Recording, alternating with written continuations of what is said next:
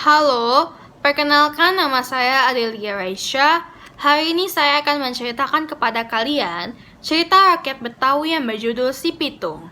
Jakarta saat ini menjadi pusat pemerintahan Negara Kesatuan Republik Indonesia. Sebagai pusat pemerintahan, Jakarta masuk ke dalam wilayah administrasi khusus yang bernama Daerah Khusus Ibu Kota. Kota yang juga dikenal sebagai nama Betawi ini merupakan wilayah dengan jumlah penduduk terpadat di Indonesia. Kota ini menjadi tempat pertama kali datangnya Belanda di Nusantara, sehingga membuat Jakarta memiliki banyak sekali cerita sejarah yang berkaitan dengan perjuangan melawan penjajah. Salah satunya adalah cerita Si Pitung. Si Pitung adalah salah satu pahlawan dari Jakarta yang berani melawan para penjajah Belanda. Si Pitung lahir di kampung Rawabelong. Ayah Si Pitung bernama Aba Piun dan ibunya bernama Nyak Pinah. Ketika Si Pitung lahir, Jakarta masih bernama Batavia dan sudah ratusan tahun dijajah oleh Belanda.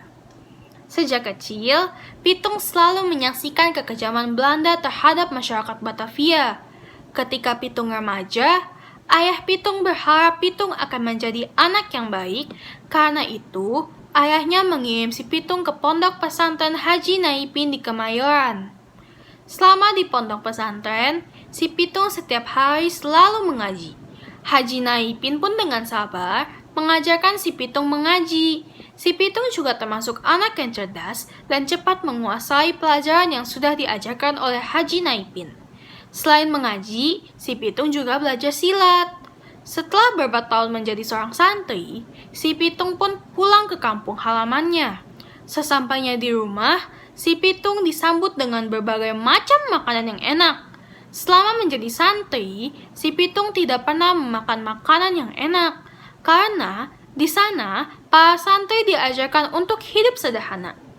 Selama di rumah, Si Pitung rajin membantu babehnya mengembalakan kambing ke daerah yang banyak rumputnya. Babe Pitung setiap hari berjualan buah di pasar Tanah Abang. Suatu hari, Si Pitung disuruh babehnya untuk menjual kambing di pasar Tanah Abang. "Pitung, badang babeh kurang enak nih. Lu jual 2 ekor kambing di pasar Tanah Abang sono ye," suruh babe kepada Pitung. Pitung mengangguk paham. "Beres, beh. Tapi ingat, lu ngejual jangan terlalu murah ye," kata si babe. "Tentu saja, beh," jawab Si Pitung. Setelah selesai menjual 2 ekor kambing, Si Pitung segera pulang ke rumah dan memasukkan uangnya di kantong celana. Dalam perjalanan pulang, Si Pitung dicegah oleh 3 orang preman. "Heh, siapa nama lu?" ujar salah seorang preman kepada Pitung.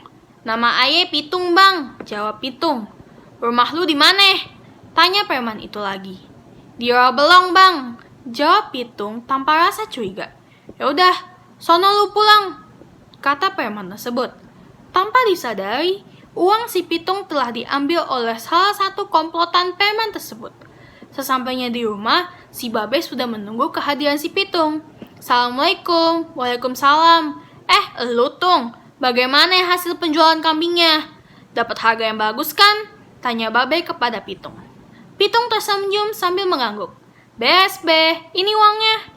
Si Pitung terlihat bingung karena uangnya tidak ada di saku celananya. "Lu kenapa jadi bingung gitu?" tanya si babe. "Waduh, beh, kayaknya ayah kecopetan," kata si Pitung kepada babenya. Entar Pitung cari dulu pencopetnya," kata si Pitung. Si Pitung pun menemukan si pencopet di tempat semula. "Hei kalian, lebih baik kalian kembalikan duit gue. Kalian gak usah pura-pura gak tahu. Kalian kan yang nyopet duit gue," kata si Pitung. Ketiga preman itu tidak mau mengaku. Tanpa membuang waktu, Si Pitung langsung menyerang mereka dan ketiga preman tersebut sudah terkapar dan tidak bisa melawan lagi. "Awas lu pade, gak usah macem-macem sama anak Rawabelong."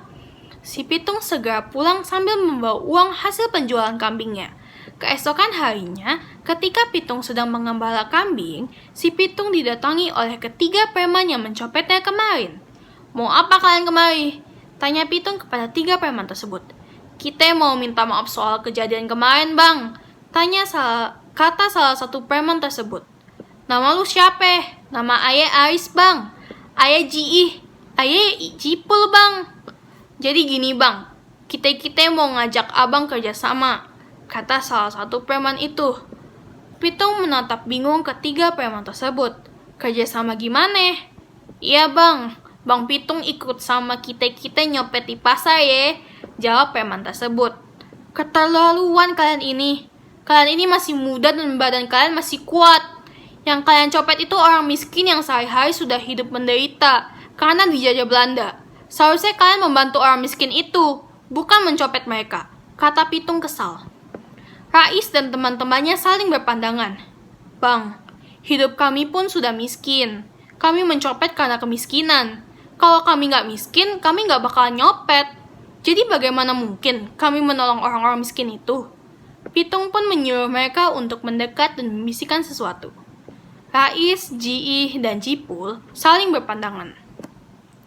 Baik bang, kami setuju. Asalkan Bang Pitung yang jadi memimpin. Beberapa hari kemudian, si Pitung beserta 3 orang copet yang menjadi anak buahnya memasuki rumah seorang pejabat Belanda. Mereka mengambil harta pejabat itu dan membagikannya kepada orang-orang miskin. Selama beberapa bulan mereka merampok para pejabat Belanda dan juga pribumi yang menjadi antek-antek Belanda. Akibatnya, mereka berempat menjadi buronan tentara Belanda.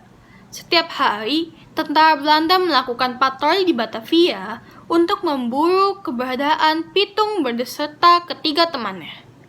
Suatu hari, tentara Belanda berhasil menembak Cipul. Cipul pun tewas seketika. Giliran Jiih yang kepergok tentara Belanda. Jiih pun tewas oleh tembakan tentara Belanda. Rais akhirnya tewas di tangan tentara Belanda. Si Pitung akhirnya ditemukan oleh tentara Belanda dan segera ditembak oleh tentara Belanda. Namun, si Pitung ternyata memiliki ilmu kebal. Tidak satu pun peluru berhasil menembus badannya. Heh lu tentara Belanda, bilangin sama komandan lu. Gue si Pitung, anak rawa belong. Kagak takut sama kalian. Bilang sama teman-teman Belanda lu. Selama kalian masih berada di sini, gue akan tetap ngasih pelajaran ke kalian semua, kata Pitung mengancam.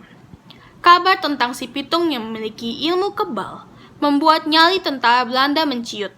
Namun, tak lama kemudian, kelemahan ilmu kebal si Pitung diketahui oleh seorang pribumi yang menjadi antek-antek Belanda. Pribumi tersebut langsung memberitahukan kepada Belanda mengenai informasi tersebut. Belanda segera menyiapkan tembakan yang berisikan peluru emas. Perjuangan si Pitung membela kaumnya dari jajahan Belanda harus berakhir di sini. Si Pitung tewas oleh tembakan Belanda yang menggunakan peluru emas. Masyarakat Jakarta sampai sekarang tetap mengingat perjuangan si Pitung bersama teman-temannya. Setelah meninggal, si Pitung dimakamkan di Rawabelong, Jakarta Barat. Makamnya pun masih ada sampai sekarang. Sedangkan rumah si Pitung di daerah Kampung Marunda Elot, Cilincing, Jakarta Utara, dijadikan museum untuk mengingat perjuangan si Pitung melawan penjajahan Belanda. Sekian, terima kasih.